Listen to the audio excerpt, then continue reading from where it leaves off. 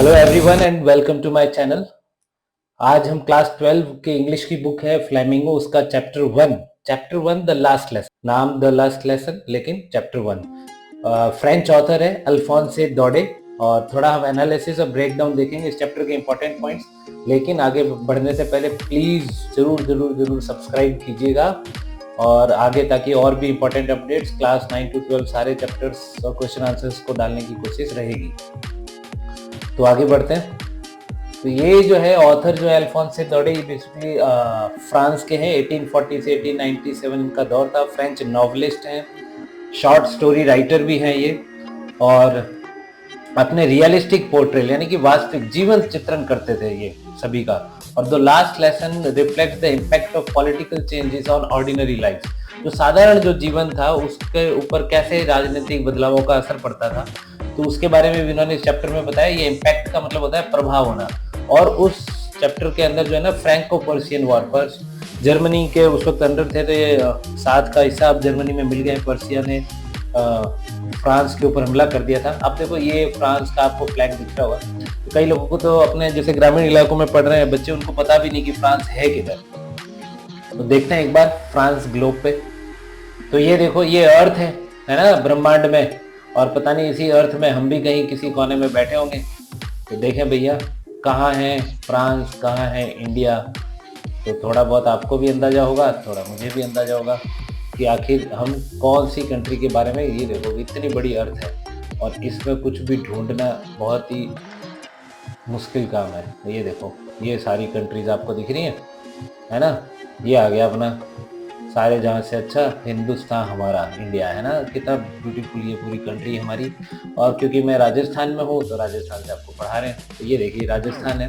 तो यहाँ से अपन अपना रूट लेते हैं। देखिए जरा कि आखिर है कहाँ।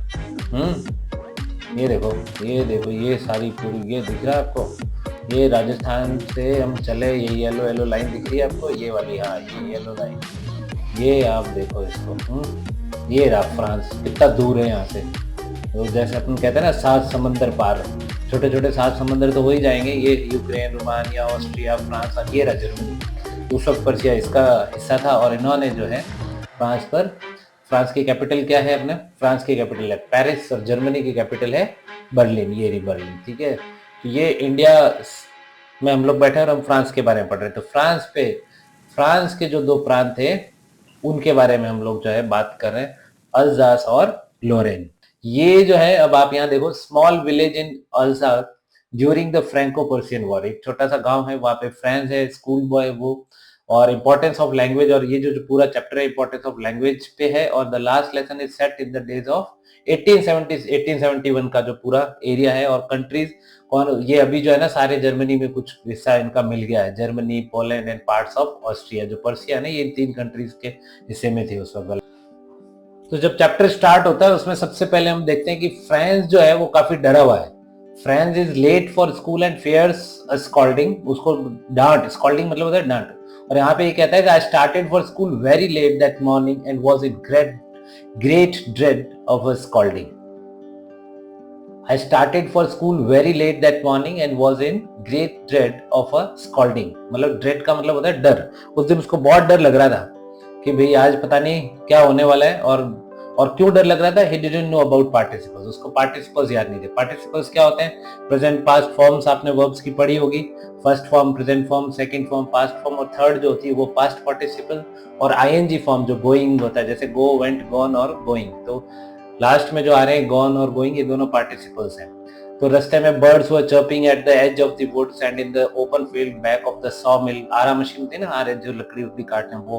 The Persian soldiers were drilling. ये देखिए ये इमेजेस दिख रही है, फ्रेंच डरा हुआ सा, एकदम आंखें फटी। अपनी भी हालत होती है कई बार, कोई सब्जेक्ट आता है याद नहीं करते थे और कोई टीचर थोड़ा खतरनाक वाला हो तो बड़ी हालत खराब हो जाती है कि आज तो मार सब कूटेला। तो ऐसे करके डर के मारे बेचारे ये भी जो है डरा हुआ होता है, लेकिन होता कुछ और है अलग अलग।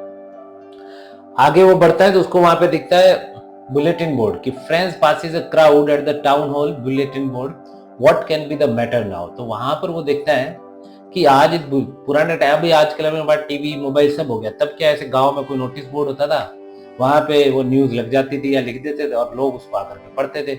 तो वहां पे अब ये देखो वहां पे क्यों इकट्ठा हो रखे थे, आगे अपने को पता चलेगा कि इतनी भीड़ क्यों लगी हुई थी।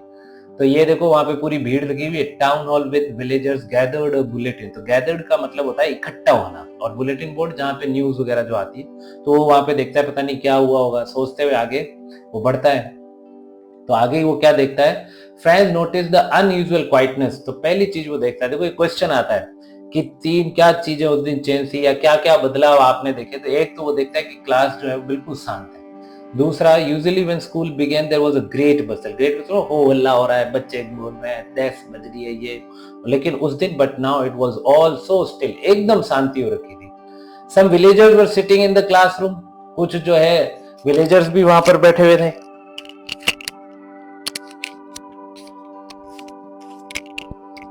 और M Hamel was in his special dress, beautiful green coat पहना हुआ था उन्होंने उस दिन, फ्रिल्ड शर्ट थी, little black silk cap, all embroidered, पूरी एम्ब्रॉयडरी। तो इसको बड़ा सरप्राइज होता है कि आज मुझे, कभी कभी होता है बच्चा स्कूल नहीं आया, लेट आता है तो उसको पता ही नहीं चलता कि स्कूल में चल क्या रहा है। तो ऐसा ही कुछ ये जो फ्रेंड्स है उसके साथ में हो रहा है कि आज सब कुछ बदला बदला कैसे है, आखिर ऐसा क्या हुआ कि जिसकी जानकारी मुझे नहीं है।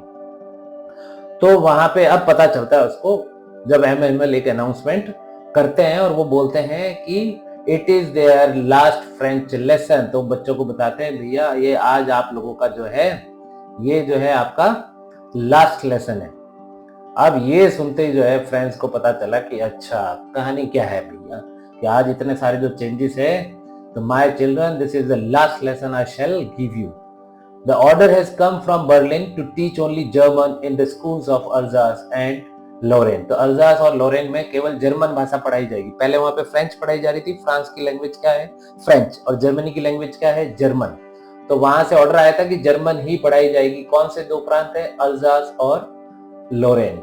The new master comes tomorrow, कल नया टीचर आ जाएगा और ये आज आपका लास्ट फ्रेंच लेसन है। तो बहुत सारे क्वेश्चंस का आंसर यहाँ, जब राजस्थान बोर्ड में जब क्वेश्चंस आते हैं तो ब्रैकेट में चैप्टर का नाम लिखा होता है। Why was M.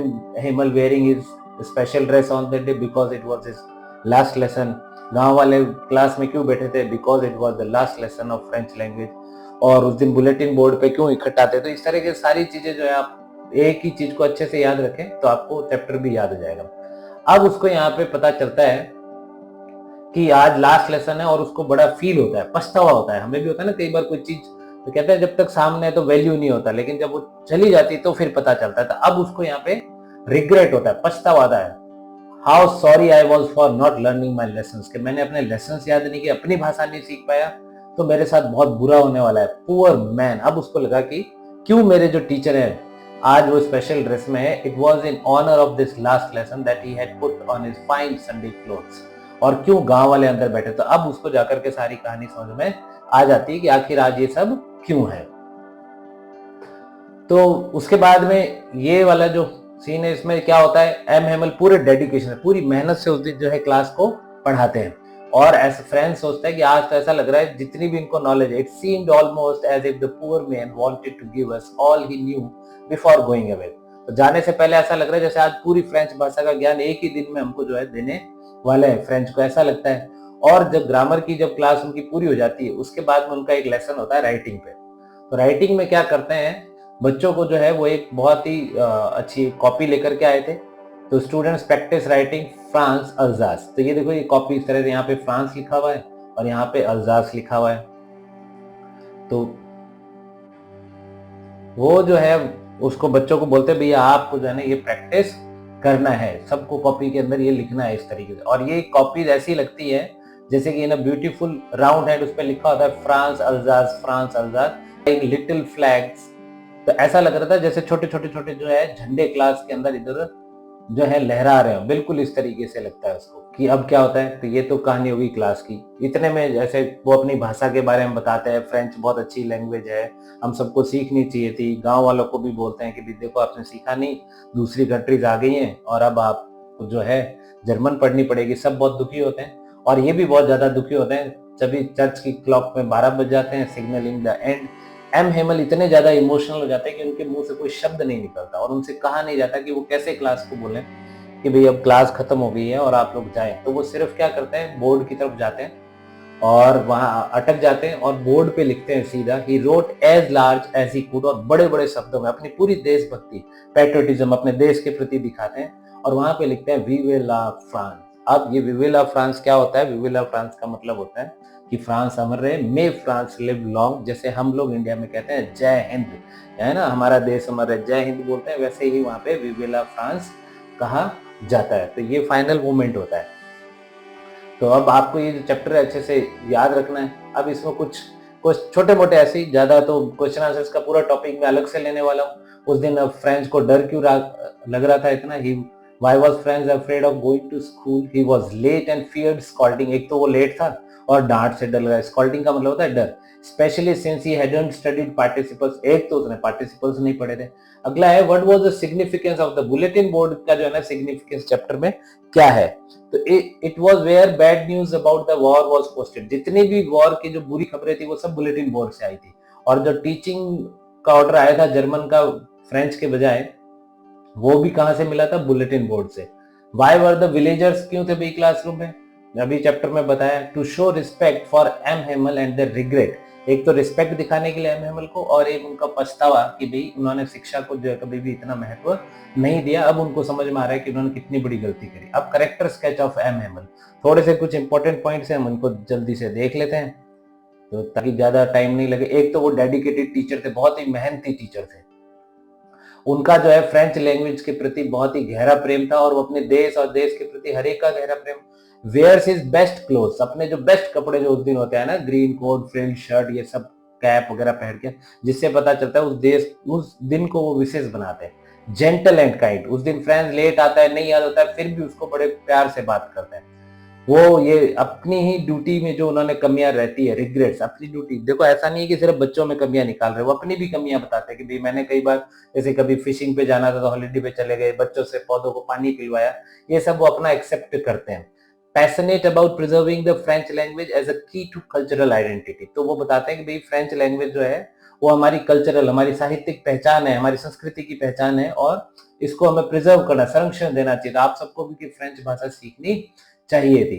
Firm but fair reprimands the village neglect of education, तो बिल्कुल दृढ़ होते हैं और गांव वालों को बिल्कुल अच्छे से वो कहते हैं भैया कि तुम लोगों ने एजुकेशन को नेग्लेक्ट किया, नजरअंदाज किया, इसलिए आज हमारा ये हाल है। Emotional yet dignified in his final lesson, emotional थे फिर भी उस दिन को उन्होंने विशेष बनाया, स्पेशल ड्रेस पहन के आए। Reward by the villagers for his 40 years of, 40 साल उन्होंने वहां पे सेवाएं दी थी, जिसका गांव वालों ने उस दिन वहां क्लास में बैठकर उनको सम्मान का एहसास करवाया। Writes vive la France as a final act of patriotism, patriotism का मतलब क्या होता है? देशभक्ति, पूरी देशभक्ति दिखाते हैं लास्ट में ये शब्द लिख करके। Courageous in facing the end of an era and his displacement, और बिल्कुल पूरे साहस के साथ में उस दौर को, एरा, उस समय को, उस युग को वो स्वीकार करते हैं कि भाई जो बदलाव होने वाला है वो उसको पूरे स्वीकार भी करता है और पूरे बोल्डनेस के साथ मुझ दिन आकर के एक्सेप्ट करता है। तो ये कुछ पॉइंट्स हैं, इनको जरूर 2-3 बार लिखेंगे तो आपको याद हो जाएगा और अपनी लैंग्वेज में आप इसको कन्वर्ट कीजिएगा। क्वेश्चन आंसर का एक पूरा आगे जो है ना टॉपिक में लूंगा, अलग से ही लूंगा थोड़े, तो आप उस वीडियो को जरूर देखिएगा। उसका लिंक जो है आपको डिस्क्रिप्शन में मिल जाएगा। थैंक यू, प्लीज सब्सक्राइब कीजिएगा, डोंट फॉरगेट टू सब्सक्राइब, है ना, जरूर सब्सक्राइब करिएगा।